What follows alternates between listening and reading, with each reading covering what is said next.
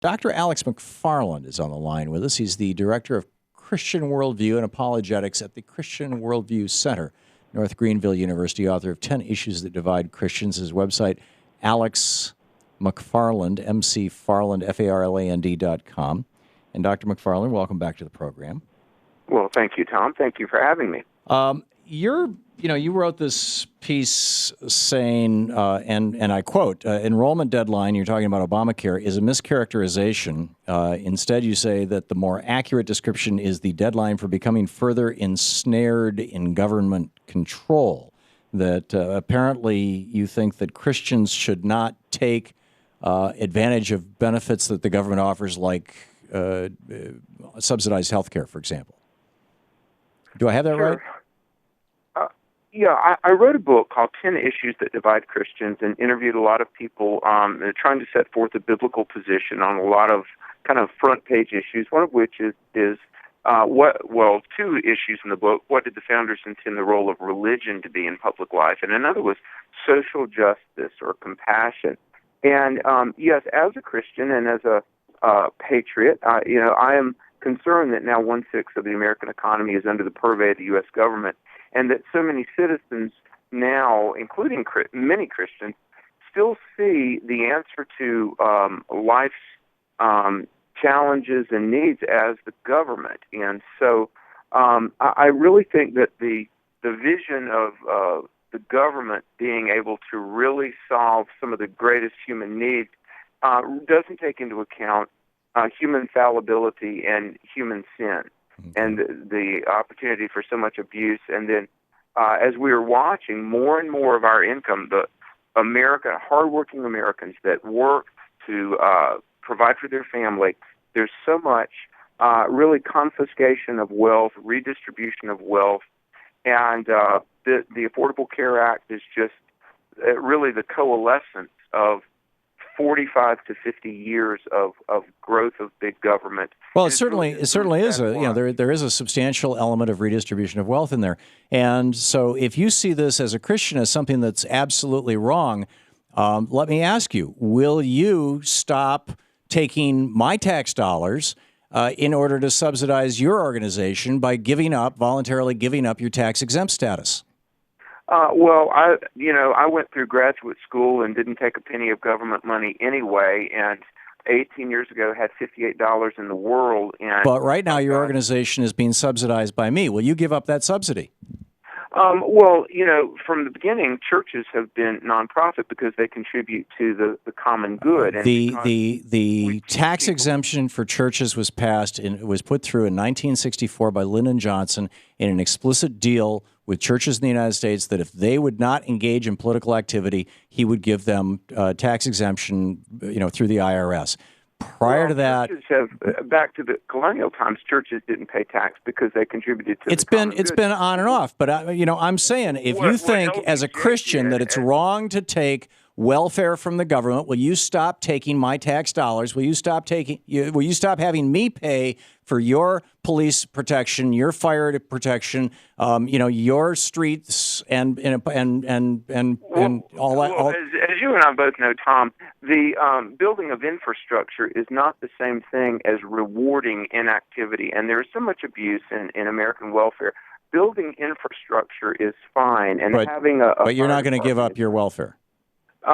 Listen, this is not for a church to be tax exempt and all the good they do. I've spoken to more than 1,400 churches. If you want to be tax exempt, you can give up your tax exempt status. Clothing closets and Alex, all the good that churches do, they more than give back to the community. Dr. McFarland, you can do exactly the same thing that I do. This show is a for-profit company, but we never show any profit. 97% of all for-profit companies in the United States don't show a profit. What do? At the end of the year, you say, hey, look, we've got about a $16,000 profit. This was 2 years ago. This year, we ended up with a loss. But 2 years ago, we had a profit at the end of the year. So you said, what are we going to do? We're going to upgrade some of our equipment. We're going to buy $16,000 worth of equipment. So, if you want to run your church and give away to the poor at the end of the year exactly whatever you brought in, you don't have to pay any taxes. But maintaining a tax-exempt status is a form of welfare. But and apparently you don't want to give that up. I get it, and I understand, and I wouldn't either. What we agree on, what Christians agree on, is that we have an obligation to care for our fellow man. Churches and Christian leaders, we want to see sick people get medicine. We want to see hungry people be fed. We want to see... Then why do you oppose Obamacare? Because we believe that the better way to do it is to do what our public schools won't do.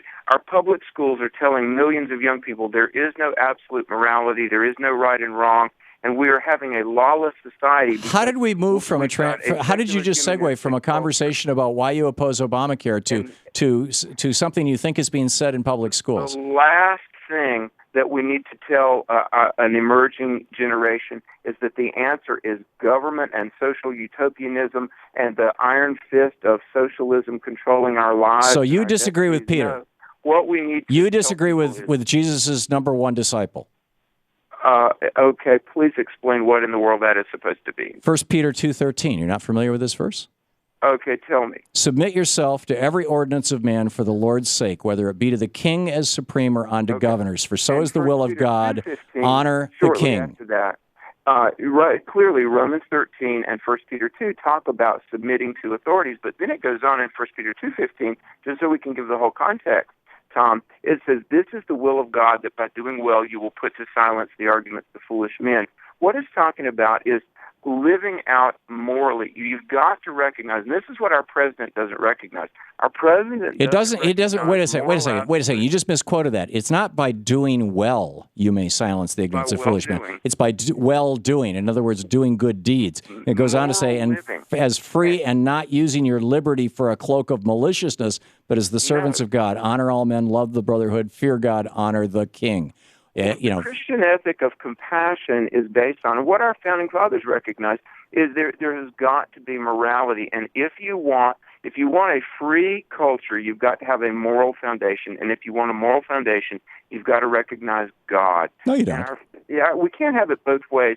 Humans all over the world have recognized morality forever, without your or my particular God. It's self-evident truth. In other words, undeniable. We hold these truths to be self-evident. We're endowed by our Creator, capital C. Our founding fathers recognized the biblical God, the biblical view of morality. They would never have gone for gay marriage. They would never have gone for this societal anarchy that we find ourselves on the brink of. I think you're wrong. Certainly would never have gone for. I think you're absolutely wrong. And the American Revolution was fought because of taxation without representation. Please! Read your history. The American Revolution was fought. The Boston Tea Party was a revolt against the East India Company getting the largest tax break in the history of the world, so that they could wipe out small entrepreneurs in New England. Oh, Tom, you're the greatest. You can pick and choose just to suit the... No, it's true. It's true. Look, read the history of the Boston Tea Party. It was a revolt against a tax break. They were trying to... Anyhow, Dr. Alex McFarland, hang on just a second. I didn't properly thank you. This is the Thom Hartmann Program. Dr. McFarland, thank you for being with us. AlexMcFarland.com is the website. Thank you, sir. Tom, you're awesome. Good talking with you. We'll be back.